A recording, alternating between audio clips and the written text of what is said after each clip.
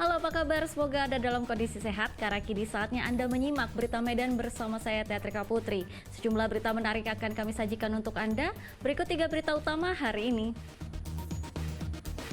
Kecelakaan truk kontainer menghantam minibus terjadi di Jalan Lintas Sumatera, Labuhan Batu. 2 orang tewas di lokasi kejadian.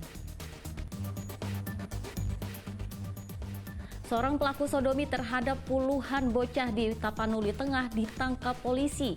Puluhan anak-anak menjadi korbannya sejak 2022 lalu. Sejumlah kegiatan bermain dilakukan untuk memulihkan kondisi kejiwaan anak-anak korban tanah longsor di Humbang, Hasundutan.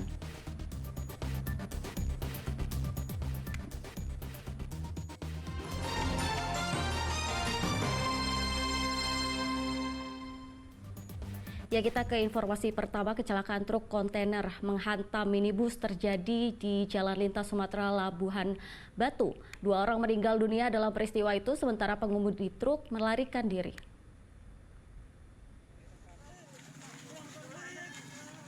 Tampak dalam rekaman video amatir, warga berupaya untuk mengeluarkan para penumpang minibus yang ringsek di Jalan Lintas Sumatera, Labuhan Batu. Pengemudi minibus tewas di tempat. 1 penumpang lainnya meninggal dunia dalam perjalanan ke rumah sakit serta beberapa orang lainnya luka-luka. Kecelakaan yang melibatkan truk kontainer dan minibus ini diduga berawal dari laju truk yang terlalu ke kanan jalan. Truk hilang kendali hingga menghantam minibus. Mobil dari Rantau Prapat menuju Medan dengan penumpang 4 orang. Dan di TKP bertabrakan dengan mobil truk yang dari arah berlawanan dari Medan menuju Rantau Prapat. Kalau dilihat dari TKP dan keterangan saksi, bahwasanya mobil truk itu mengambil jalur terlalu ke kanan. Polisi tengah mengejar pengemudi truk yang berhasil kabur sesaat setelah kejadian. Kedua kendaraan truk kontainer dan minibus telah diderek ke Satlantas Polres Labuhan Batu. Tuti Alawiah Lubis melaporkan dari Labuhan Batu Utara. Sempat masuk dalam daftar pencarian orang, seorang pelaku sodomi terhadap puluhan bocah di Tapanuli Tengah akhirnya ditangkap di persembunyiannya di Bekasi, Jawa Barat. Dari pengakuan tersangka, terdapat 27 anak yang telah menjadi korbannya sejak tahun 2022 lalu.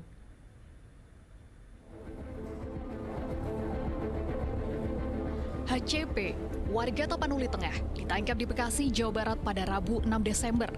Ia melarikan diri setelah salah seorang warga desanya melaporkan dirinya ke polisi atas tuduhan sodomi.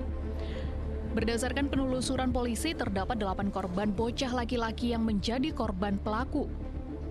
Ulah pencabulan berulang kali dilakukan tersangka kepada seluruh korban yang merupakan warga desanya. Perbuatan ini seakan tertutup rapi selama setahun. Terungkapnya kasus ini berawal dari keluhan salah seorang korban pada orang tuanya. Korban mengeluh sakit pada saluran duburnya. Setelah didesak, korban akhirnya mengakui menjadi korban aktivitas seks tersangka. Kasus pertama ini sekaligus menguak keberadaan bocah lain yang diduga mendapatkan tindakan bejat tersangka.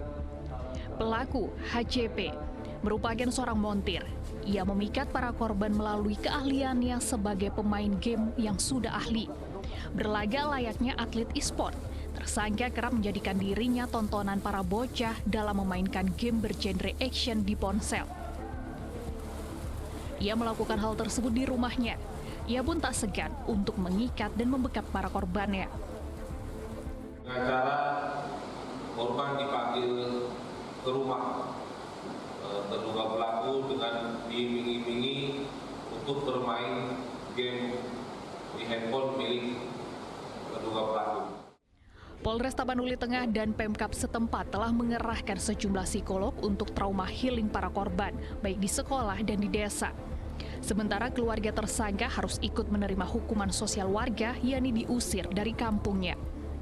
Tersangka dijerat Undang-Undang tentang Perlindungan Anak dengan ancaman pidana 5 hingga 15 tahun penjara. Tuti Alawiah Lubis melaporkan dari Tapanuli Tengah. 2 pekerja pengebor sumur tewas tersetrum kabel listrik di Jalan Besar Medan, Kabupaten Deli Serdang. 1 korban lainnya kritis dirawat di rumah sakit. Heriono tersengat listrik saat memasang pipa besi ke dalam tanah milik warga. Pengerjaan pengoboran dilakukan di tengah cuaca hujan di Jalan Besar Medan, Kecamatan Deli Tua, Kabupaten Deli Serdang. Korban terpental seketika dan tidak sadarkan diri. Warga sekitar sempat melakukan upaya pertolongan, namun nyawanya tidak terselamatkan. Sedangkan seorang pekerja lainnya yang tidak bersentuhan langsung dengan pipa besi dalam keadaan kritis dilarikan warga ke rumah sakit. Pipanya tersengat listrik, jadi terkenalah korban ini ada 3, yang 2 meninggal, yang 1 masih di rumah sakit sendiri. Jadi kebetulan yang ini masih keluarga kita yang bernama Heriono, umur 42 tahun. Jadi itu aja yang kita tahu, bahasanya almarhum ini meninggal karena kecelakaan kerja. Masih apalah dikategorikan kritis, Pak. Bang, itu mereka kecelakaannya kenapa itu, Bang? Buat apa? Instalasi bor air, jadi ada pipa yang atas melintang kena ke kabel listrik atas itu. Polsek Deli Tua tengah mendalami peristiwa ini. Beberapa saksi termasuk warga di lokasi kejadian dan kerabat korban tengah dimintai keterangan. Sementara keluarga menerima kematian korban merupakan kecelakaan kerja. Tutia Lewe Lubis melaporkan dari Kota Medan.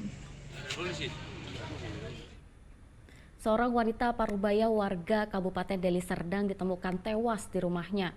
Diduga wanita tersebut merupakan korban pembunuhan.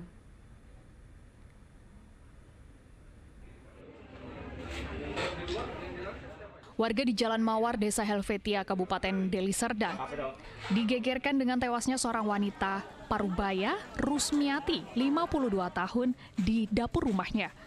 Korban ditemukan bersimbah darah dengan luka di bagian leher. Adik ipar korban, yaitu Elvi, masih melihat korban baik-baik saja sebelum mengantar anaknya ke sekolah. Namun sekembalinya ia mengantar sang anak, Elvi memanggil korban untuk mengantarkan sarapan. Namun karena korban tidak merespon, Elvi melihat dari jendela dan menemukan korban tergeletak di dapur rumahnya. Saya buka pintu rumah saya panggil kakak ipar saya, nggak nyaut.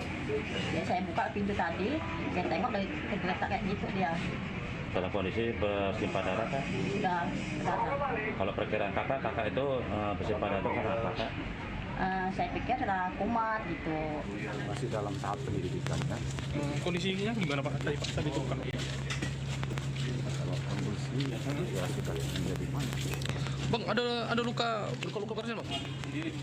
Luka ada di leher. Untuk barang-barang ada yang hilang Bang? Korban Bang? Sementara masih dalam penyelidikan.